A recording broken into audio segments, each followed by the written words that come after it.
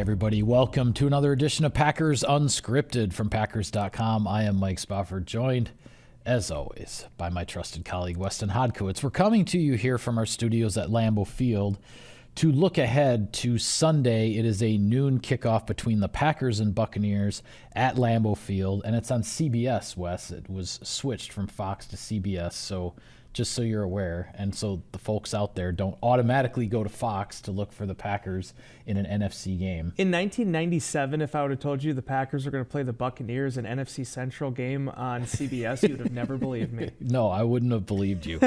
But this is the world in which we live. We'll take a look at this Buccaneers club because you talk about a game that is awfully big for both squads here in the middle of December. Tampa Bay started the season 2-0. Yep. Then lost 7 out of 9 over the next 2.5 months. But now suddenly they've won 2 in a row. They've gotten to 6-7. I think most importantly is they are coming off of a big road win in the NFC South. They went into Atlanta, pulled out a win in the final 30 seconds or so against the Falcons to create this 3-way tie in the NFC South with the Falcons, Buccaneers, and Saints all sitting at 6-7. So Tampa Bay got the win it needed last week to be able to say, all right, this division title is there for the taking, and the Packers are the next team in their way. I think it was Kenny Clark in the locker room on Wednesday night who was saying, this is a big game for both teams. Yeah. Very different reasons. Certainly you need every victory you can get and then figure out from there whether or not that means wild card or whether that, in the Buccaneers case, could mean a division title. Right.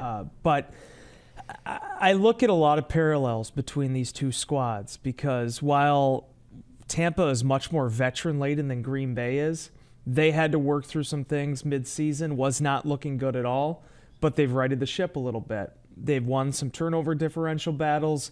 I think Baker Mayfield, by and large, has played pretty well as of late, and Rachaad White has been getting going as well. Defensively, there is a lot of parallels between what the Bucs are going through and what Green Bay is going through. They are a hurting unit.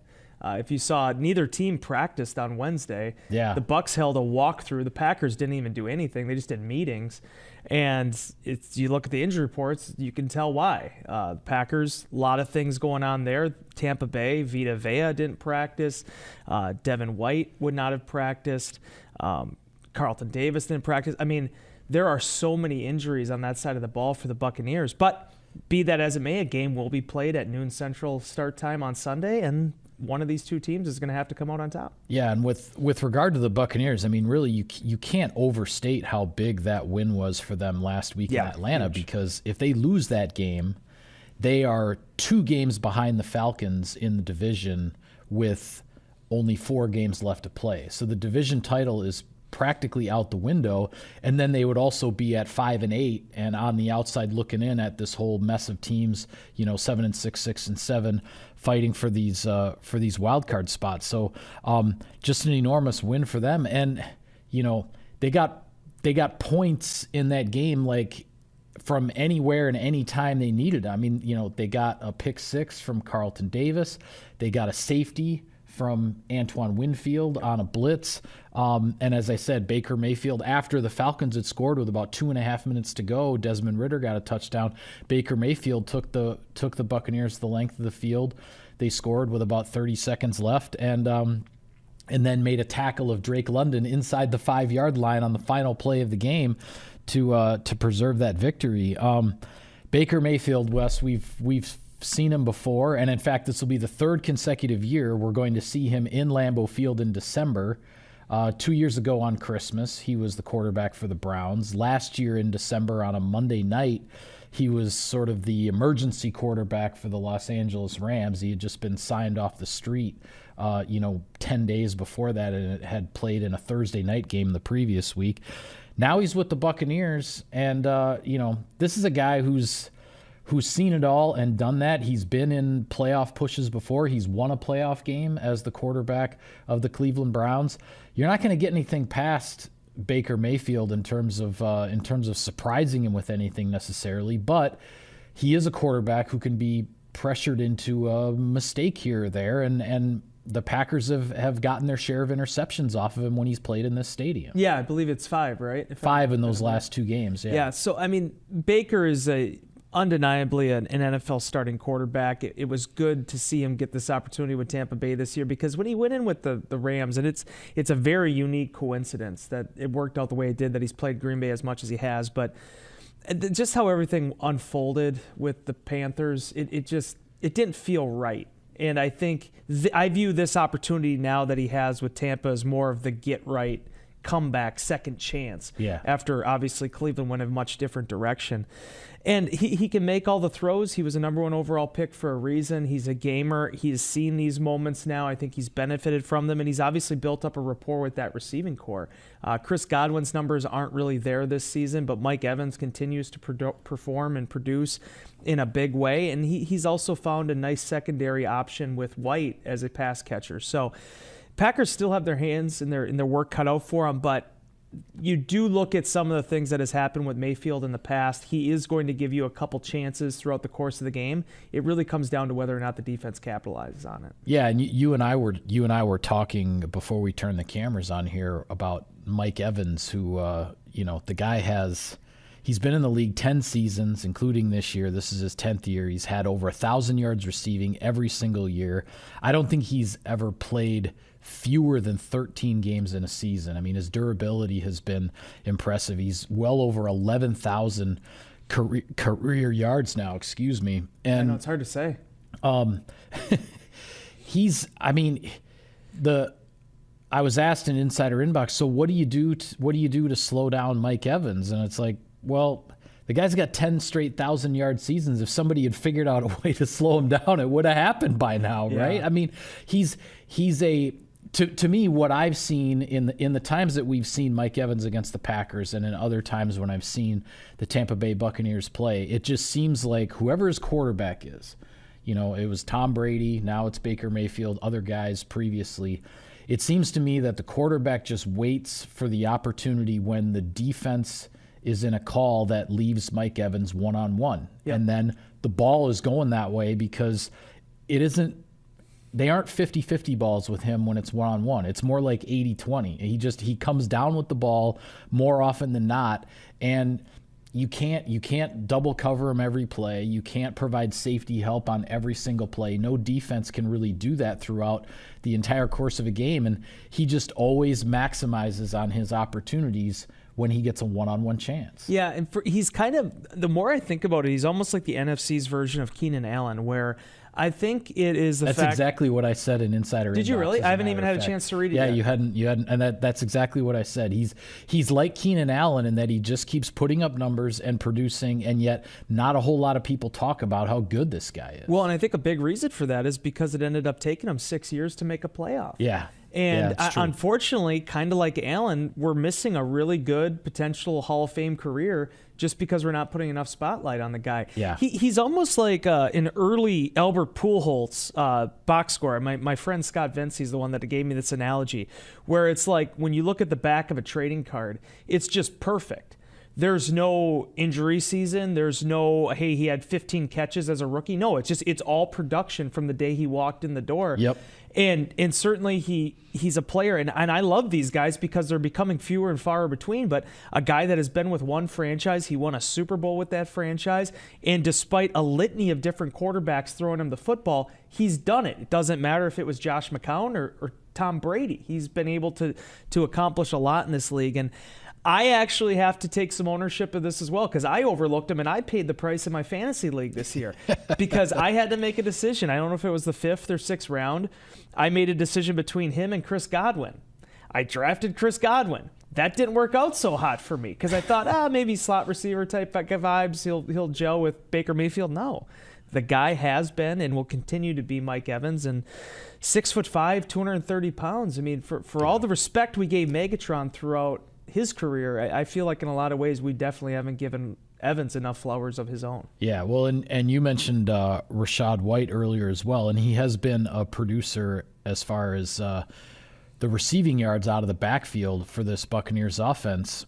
But the other thing you have to look at right now with what's going on with this Tampa Bay offense is how White is running the ball. For the season, the Buccaneers are ranked 29th in the league in rushing offense. Honestly, that doesn't mean anything at all, because if you just look at the last 3 games, Rachaad White has 286 yards, a 4.8 average yards per carry over the last 3 games. Two of the last 3, he's hit 100 yards rushing. That's not they are no longer the 29th ranked rushing offense in the league. What they've done recently is what they're hanging their hat on offensively, and with the Packers coming off of another rough game defending the run, they've got to shore that up, because you can't let Tampa Bay come in here and control time of possession and control the game with the running back, because then it gets a lot harder to get after Baker Mayfield. Yeah, and Tampa's one of these rare teams in this day and age where they just feature one bell cow back. In a lot of ways, they did it with Leonard Fournette before this as well, and White has been the guy. I don't think anybody else has over 300 rushing yards on the season. I think he's pretty much been the dude for them.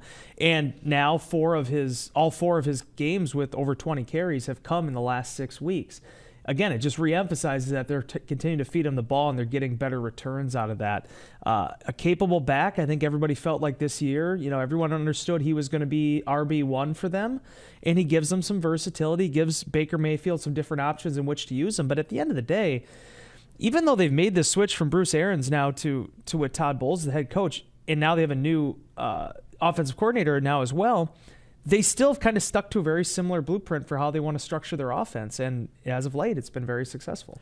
Well, on the defensive side of the ball, it's a unit that in some ways has been tough to figure out. And I know that they've been dealing with injuries, as you mentioned, and that certainly plays into it. But just looking at the statistics, they're 27th in the league in yards allowed, but only 13th in points allowed. Mm-hmm. And a big reason for that is turnovers.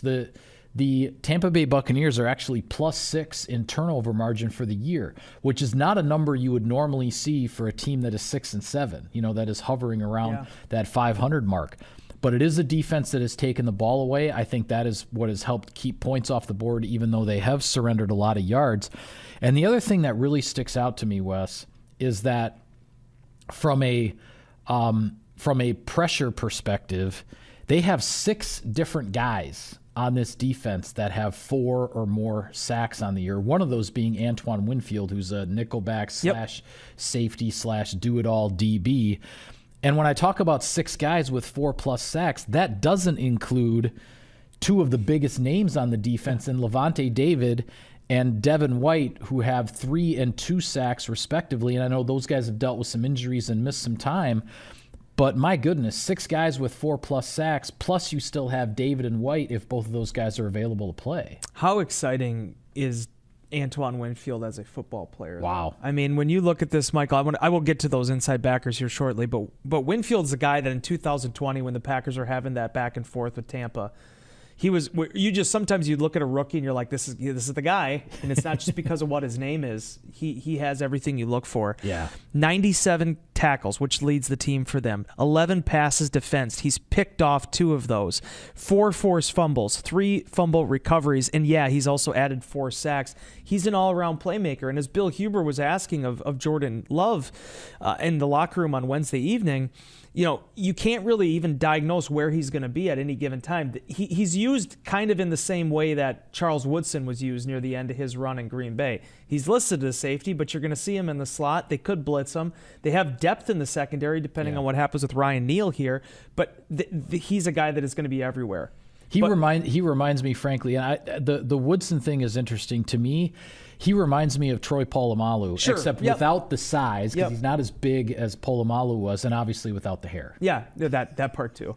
And maybe he just reminds you of his dad too. But when you talk about a guy who's lining up everywhere and has a chance to make an impact defensively from almost any spot on the field, that was Polamalu. That's why he's in the Hall of Fame. And Antoine Winfield, still very young, long way to go.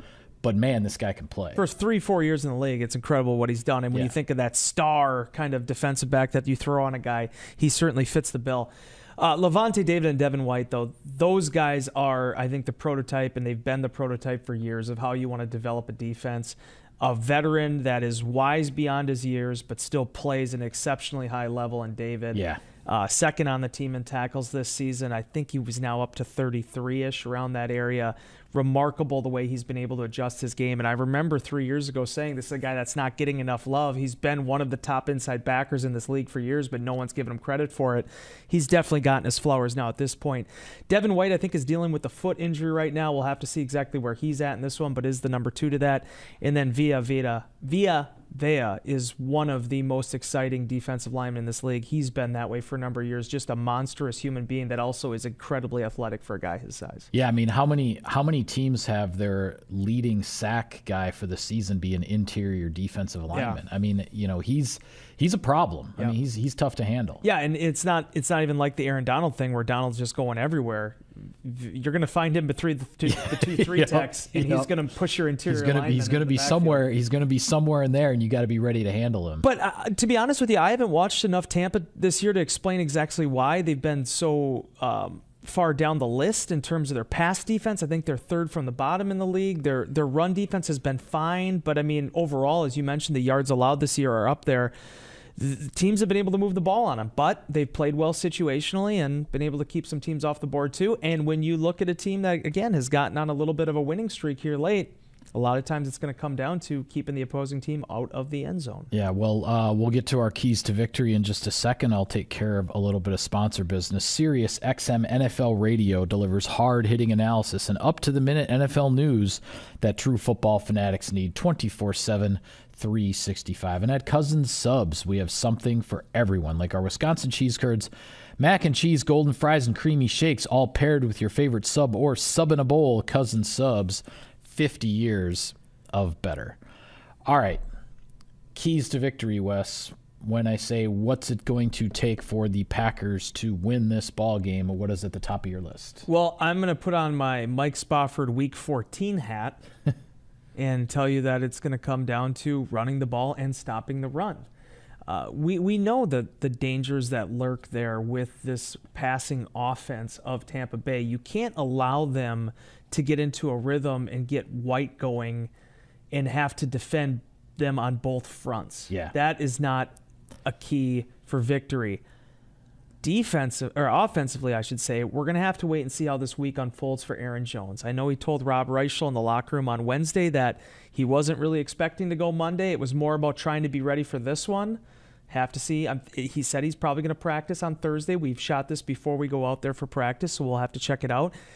A.J. Dillon is dealing with a thumb injury now. He was listed as a DMP on Wednesday. Don't exactly know what his status is going to be. He has yet to miss a game in his career due to injury. He's only missed a couple because of COVID back in 2020. So He's been a workhorse for them. But if you get Aaron Jones back, that still gives you one of your faces of the run game, independent of what's going on with A.J. Dillon.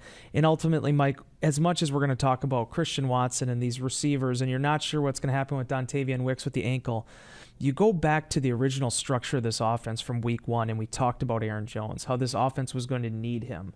It's taken a while. It's been an inconsistent year in the injury front. I know he's had some fits and starts. Looked great in the opener against the Bears, and then just hasn't been able to get back into a rhythm again.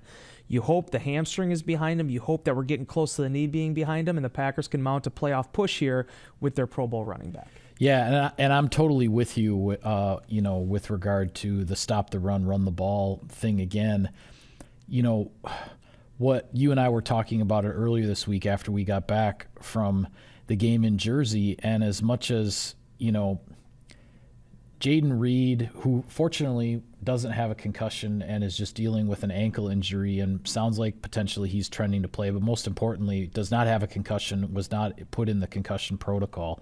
So that's good news for this Packers receiving core that certainly is banged up.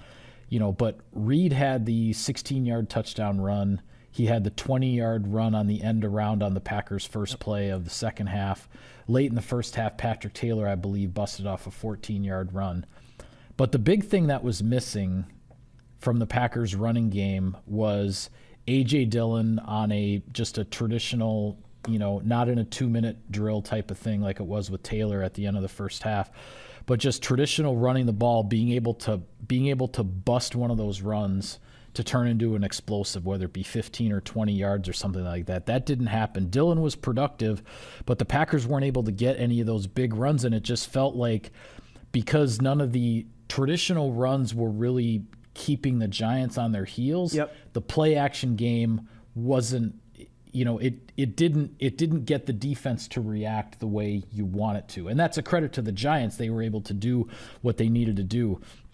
But if you can run the ball between the tackles and just get one explosive one here, a 10-yard run here, a 12-yard run there, it starts to put the defense on their heels. And then Jordan Love with the play-action game, which is where I think he is absolutely 100% at his best, is out of play action. I think that's the key to getting this offense back into a rhythm instead of, all of kind of the fits and starts that we saw on Monday night, which had followed up some really good weeks of offensive football. Yeah, and I don't have any Pro Football Focus stats for you or some deep introspective analytics, but it just seems like when you have to go 11 personnel out of shotgun and it's 3rd and 9, that just has not been a successful way for Green Bay to go about winning this season. There's been some long conversions, and there's been some times where Jordan Love has made some exceptional throws, but a lot of them seems to come off of things that they've built and things that they can take. And, there was something that Jordan even touched on when we were talking to him on Wednesday about the end around and the reversals and some of the things they were doing with Jaden Reed, is that now that you put that on film, the way that you can build off of that and build packages that look the same but operate differently, that's the key in the National Football League. When you look at the pony package that they did it for a time with Aaron Jones and A.J. Dillon, it wasn't just, okay, well, there's 2 running backs back there. Who's getting it? Yeah. It was, okay, now Jones is motioning out. Who's following him? What kind of coverage are they in? What kind of information can Aaron Rodgers take from that? Right.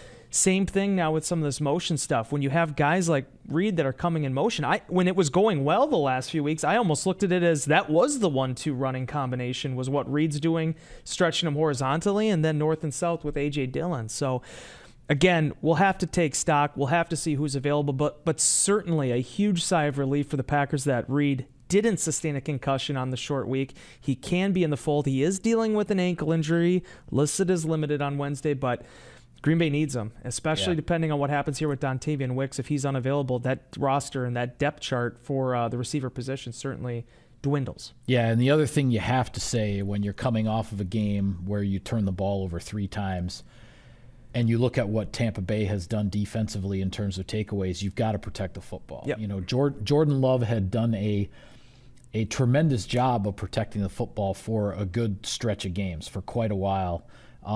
But had the ball stripped from him on the read option run, and then made a bad throw for the pick. Those were on back-to-back possessions against the Giants, and then obviously there was the turnover on special teams with the muff punt. So you've got to protect the ball, and then the formula for beating Baker Mayfield in this league is pretty well known. It's pretty standard. You have to force him into a mistake or two because he does still have that gunslinger mentality. He's going to take his shots. He's going to take his chances. But if he's taking that chance when he's under pressure, when he's not comfortable, that's when maybe, that cannon of an arm of his isn't entirely accurate. You know what I'm saying? Like if he's sitting back there and he's got he's got protection and he's got time and he can scan the whole field and he takes his chance, that's a much higher percentage play than when you can pressure him, flush him out, and then he still wants to try to make that big play downfield. That's when potentially a mistake can come. I think you have to force Mayfield into a mistake or two in this game to help out a Packers defense that has been struggling against the run. Yeah, back-to-back games now without an interception for him, and probably had arguably his best game of the year, even though he only threw for 1 touchdown against the Bears, 317 passing yards, which was a season high. And, he has the weapons, and he obviously knows how to utilize them. He came in last year with the Rams, and he fit well into that culture.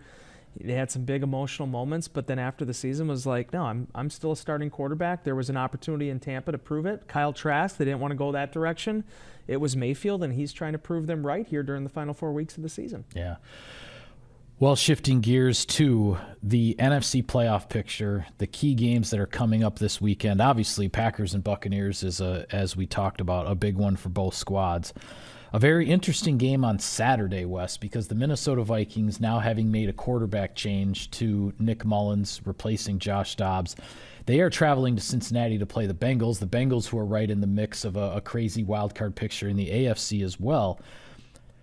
It's one of those, obviously any game can go one of two ways, but the impact of this game potentially on the whole playoff race really is significant, because if the Vikings were to lose on Saturday and they drop to 7-7, then all of these teams that are 6-7 in the NFC, whoever can get to 7-7, you're suddenly tied with them for essentially the last two spots. Then it's not just, trying to squeeze into the last one. Minnesota drops back to 7-7 and a bunch of teams catch them. And, the picture looks completely different. The flip side is if Minnesota wins this game and the Detroit Lions can't get themselves back on track and they lose at home to a Denver Broncos team that's been playing some pretty good football over the last couple of months, suddenly Minnesota is only a game back of the Lions, and then they're playing the Lions twice in the last 3 weeks. A win here by Minnesota and a loss by the Lions could put Minnesota, for all of their quarterback changes, put Minnesota in position to possibly win the NFC North again. We'll talk about this during one of our off-season shows, but man, I really don't like how they've done this with the divisional matchups. Like we were just talking about this with the Giants. I don't know how. I mean, what's happened here with Minnesota playing their last three games after this trip to Cincinnati, their last three games go Detroit, Green Bay, Detroit.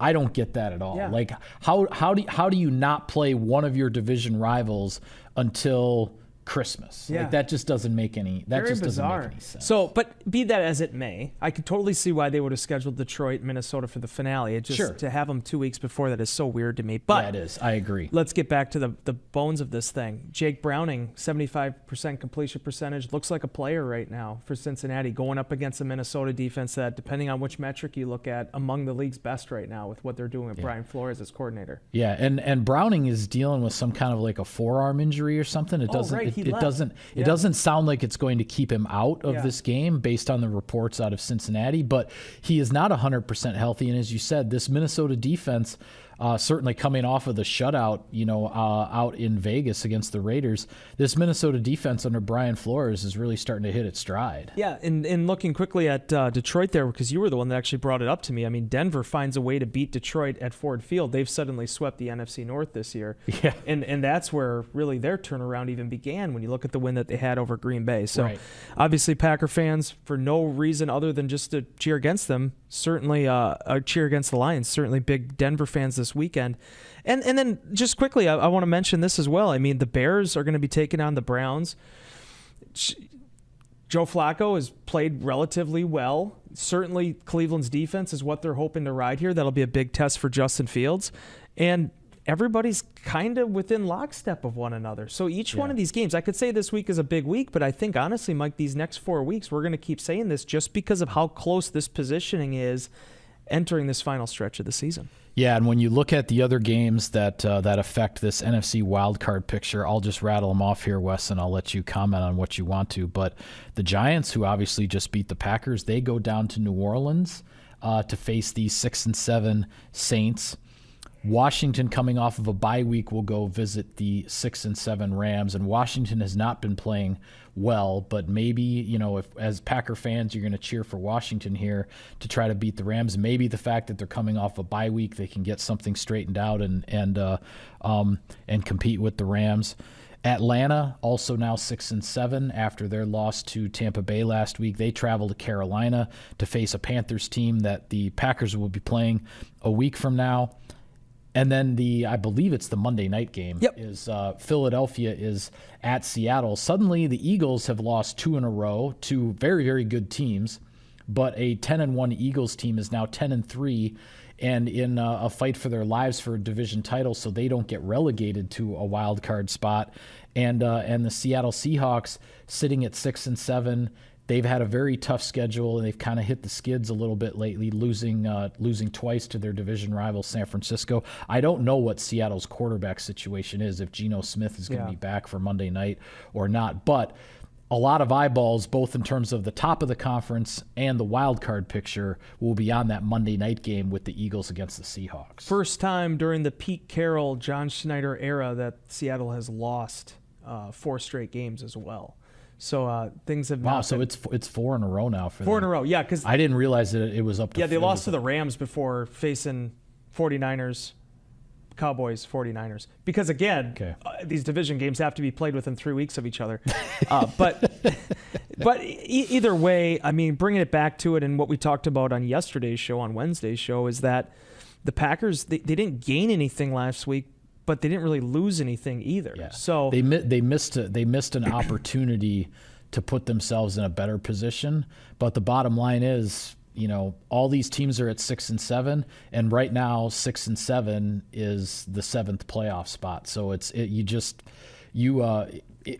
like we say this a lot, but even more so this time of year, it's like every week is just a one-game season. Yes. You got to go out and win the game, and then you take a look at where things stand after that. It's all about going out and winning your game, because that's the one thing.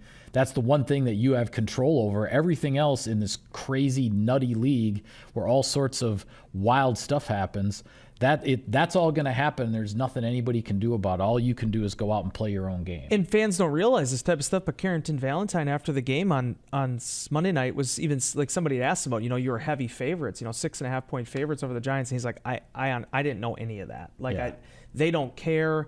All they look at is the film and what their assignment's going to be and whether or not they can beat this opponent. Kenny Clark talks about that all the time as well. For Green Bay's standpoint, you're back at Lambeau Field. You've not been good on the road this year, but you're 4-2 at home. They've won 3 in a row. I wrote a story on Packers.com. Jordan Love has 113 passer rating in these last 3 games at Lambeau. You have back-to-back road games after this. You got to get this one at home. Yeah, and honestly, let's be real, Mike. I mean, the Packers, if you're going to make a playoff run, you have to have a positive, hopefully more than 500 record at home to get into the postseason. Then you got to try to go take care of business against a Carolina team that's really struggling right now. But if you don't take care of business at home, beginning with this one against the Bucs and in another couple weeks here against the Bears, it doesn't make your job any easier. Yeah, absolutely. This is it should be a good one. It's mid-December football. It's 2 teams that are right in the thick of things, and lots of scoreboard watching to do on top of it. So with that, we'll call it a wrap on this edition of Packers Unscripted. Be sure to follow all of our coverage of the team and everything from Sunday's game against the Buccaneers at Lambeau Field. We'll have it all for you on Packers.com. For Wes, I am Mike. Thank you for tuning in, everybody. We will see you next time.